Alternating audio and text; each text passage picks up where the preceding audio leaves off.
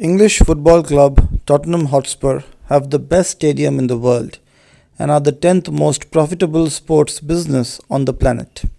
This stadium is a place I have been to myself. I have had the great fortune of seeing the stadium from touching distance.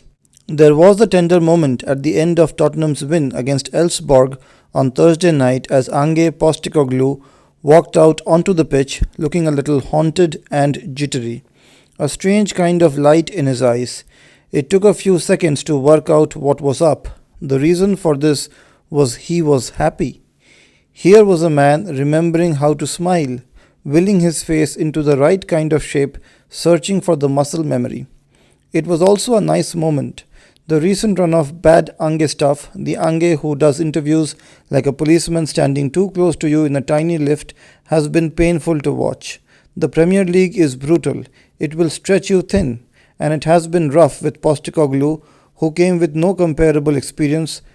He is 59 years old and has had the air of a man finding the end of his reach, radiating sadness from every rain-sodden panel of his quilted coat.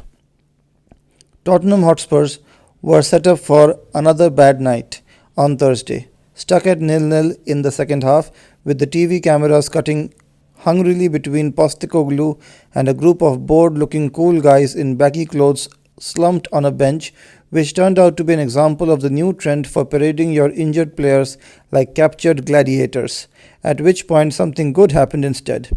A 20-year-old footballer scored. Then a 19-year-old footballer scored.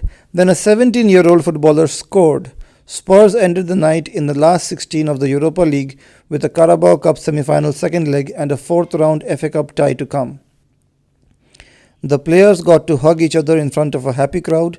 Ange smiled his smile, wandering around looking as ever like a bear that has only just realized it's not supposed to be wearing a raincoat and walking on its hind legs.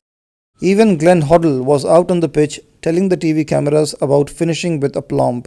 And yes, this is an excuse to talk about Daniel Levy and the state of Spurs from a place of brief and brittle safety. Not just for Spurs reasons. This is perhaps the most interesting dynamic in football's elite tier, one that goes to heart of what this thing is supposed to be. Defending Levy is a tricky game.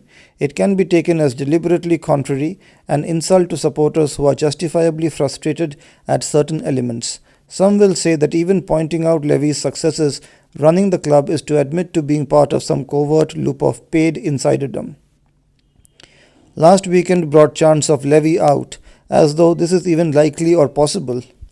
After Thursday's win, a Spurs blogger could be heard on the radio talking in long-suffering tones about failure from the top, like this is just a given, as opposed to demonstrably untrue. In reality, Daniel Levy represents the exact opposite of this. Football actually is full of incompetent and greedy people. What we have here is a rare case of someone operating at a genuinely elite level in their area, which is essentially genius level accountancy. This is not just accurate bean counting, it's a transformational miracle. What are the facts? Do they matter? Let's experiment with the idea they do. Spurs have the best stadium in the world, as I stated in the beginning of this video. Yes, Tottenham Hotspurs have the best stadium in the world. This is now a self-sustaining mega business, the 10th most profitable sports business in the world. The debt is big but stable because Daniel Levy is the Pele of debt structuring. Spurs are so well run they could basically exist outside UEFA competitions and make enough money. The extras, the non-football stuff is not a distraction, it's the whole game. Don't mock Beyonce or disregard the phony cheese room. Beyonce is your Roman Abramovich. The phony cheese room is why you're not owned by a propaganda state. At which point it is important to talk about two people who are both wrong but in an influential way. The first is the usually spot-on Ian Wright, who was all over the internet this week restating the shibboleth that it is Levy who has caused Spurs not to win things. Tottenham used to win trophies, used to win stuff, it's him. He's the one, they've got to get him out. That's what Ian Wright said. The point is, everyone outside the elite used to win more stuff. We live in an age of stratification. The total number of teams sharing domestic cups has fallen by 40% in the Enic Spurs era. 31 of the past 33 domestic cups have been won by the same 5 teams. It has just become harder to do this, a consequence of profound structural forces, the hoarding of talent at the very top, and it is definitely not Daniel Levy making this happen.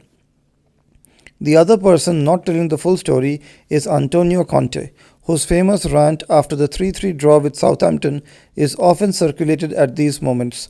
Conte was angry about his players. This is the first time in my career to see a situation like this. He also blamed the owners, presumably for not buying better players, at which point it is worth taking a look at the clubs where Conte was so much happier.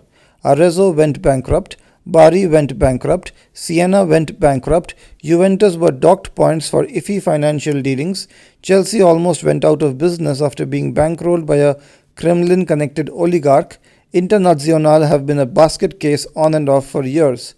Conte isn't responsible for these issues, but the fact is every club he has managed has fallen apart at some stage. The one exception is Spurs, where something Conte has never seen before happened and made him really angry. And yes, he was right about needing better players, but he also gets to watch the crash in his rear view mirror. Daniel Levy has been far from perfect with the on-field stuff. Bad choices have been made, fans are frustrated at how long the wage bill is, plus there is Levy's own private financial miracle, the $500 million or so he stands to make when this entity he has personally transformed from debt-ridden husk to fully extended show home is finally sold.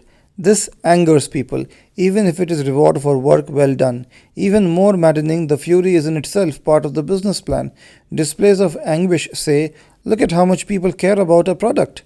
It is also a transformation that asks the basic question of what success is supposed to look like now. Do we want precarious, manic success, the high that brings the low, or a sustained, carefully medicated sobriety? This is Levy's response to that existential question, a brilliantly constructed self-fueling entertainment vehicle.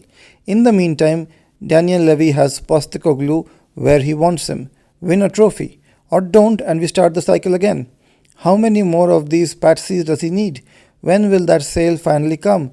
When it does, the new owners will take on a state-of-the-art entity ready to enter its latest cycle, Tottenham 3.0.